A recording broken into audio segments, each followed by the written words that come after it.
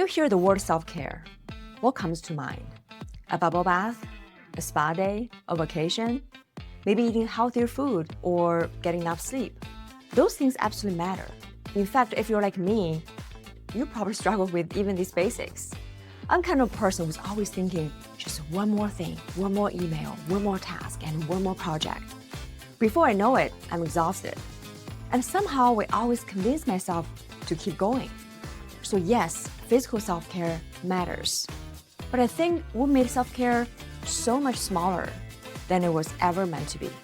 Somewhere along the way, we started treating self-care like a reward instead of a responsibility. Something we have to earn instead of something we build our lives on. Because real self-care goes far beyond taking care of our body. Hi, welcome to Laugh with Eve. I'm Eve Kyle, a women's empowerment speaker and relationship coach for women. So today, I want to unpack one of the 4 pillars of self-love, self-care. Most people think self-care is only about a physical care, but I believe it has 3 dimensions: physical, emotional, and spiritual. So let's unpack each one. The first one is physical self-care. This is the one everyone knows. Eating healthy food, getting enough sleep, moving your body, drinking water, resting when you are tired, going to the doctor, taking care of your physical health. These are not luxuries. These are responsibilities. Because every dream you pursue has to travel through your body first. And yet, too many of us treat our bodies like machines instead of homes. We ignore the headaches. We skip meals. We sacrifice sleep. We convince ourselves we'll rest later. But later keeps moving. Sometimes self-care simply means listening when your body whispers before it starts screaming. But here's another myth. People often think self-care is always comfortable. It's not. Sometimes self-care is discipline. Sometimes it means going to bed early instead of watching one more episode. Sometimes it means exercising when you don't feel like it. Sometimes it means making the doctor's appointment instead of hoping the problem will go away. Sometimes it means choosing what nourishes your body instead of what temporarily comforts your emotions. Real self-care isn't always asking, what do I want right now? Sometimes it's asking, what does my body need right now? These are often 2 very different answers. And here's something else. Self-care is not only restoratory, it's preventive. We will never wait until our phone dies before charging it, and yet that's exactly how many of us treat ourselves. We wait until we're completely depleted before we finally reset. But unlike a phone, we don't simply plug ourselves in and bounce back.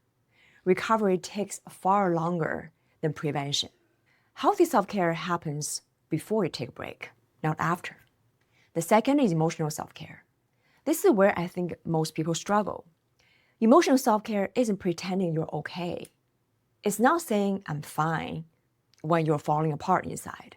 It's also not distracting yourself every time something hurts. Many of us don't process our emotions, we avoid them. Something painful happens, instead of feeling it, we work harder, stay busier, scroll longer, and watch another show, or shop online. Fill every quiet moment with noise. But avoided emotions don't disappear, they simply wait. Eventually, they show up as anxiety, burnout, bitterness, resentment, or emotional numbness. Can you relate to any of that? Emotional self-care means giving yourself permission to feel honestly and deeply. Maybe that means journaling, talking to a trusted friend, working with a therapist or coach, crying, reflecting, or taking a walk. Whatever helps you process instead of suppress. Your emotions are not problems to solve. They're signals to understand. Emotional self-care also means learning to become your own safe space. Can you sit with disappointment? Can you survive rejection without questioning your worth? Can you experience loneliness without abandoning yourself? That's emotional resilience, and that's self-care. Another part of emotional self-care is protecting your emotional energy. This is where boundaries come in. Boundaries aren't walls that keep people out. They are filters that let the right people in. Sometimes self-care means saying no. No to relationships that constantly drain you. No to conversations that leave you feeling small. And no to overcommitting because you're afraid to disappoint people. Every time you say yes to everyone else while betraying yourself, your emotional health pays a price. And sometimes the most loving thing you can do is disappointing someone else instead of abandoning yourself. And emotional self-care also means intentionally creating more joy in your life. Doing things that make you laugh. Doing things that make you feel alive. Spending time with people who bring peace instead of pressure. Doing things that remind you who you are outside of your responsibilities. And the third one is spiritual self-care. Now, when I say spiritual self-care, I'm not talking about religion, although faith can absolutely be part of it. I'm talking about living in alignment with who you truly are, your value, your integrity, your authentic self. Because every choice you make either brings you home to yourself or pulls you further away. So one question I always ask myself is this: does this choice reflect who I truly am? Or am I shrinking myself just to fit in? Sometimes we say yes when we really mean no. Sometimes we stay quiet because we're afraid people won't like us. And sometimes we become who everyone else needs us to be and slowly forget who we really are. That's not self-care. That's self-abandonment. And every time you treat your authenticity for approval, you lose a little piece of yourself. And every time you silence your voice to keep the peace, you disconnect from yourself. And every time you compromise your values because you're afraid of losing someone, you stop caring for your own soul. Spiritual self-care means protecting your relationship with yourself, choosing integrity over approval, value over validation, and the truth over people-pleasing.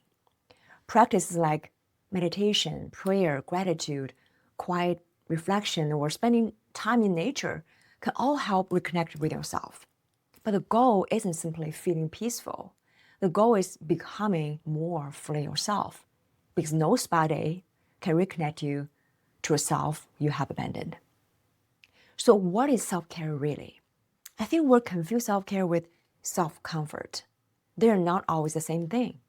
Self-comfort asks, what will make me feel better right now? Self-care asks, what will help me become healthier tomorrow? Sometimes they overlap. Sometimes they don't. But real self-care isn't asking, what do I feel like doing right now? It's asking, what does my future self need from me today? That's what self-care is. It's caring your body, honoring your emotions, protecting your energy, and living according to your own values.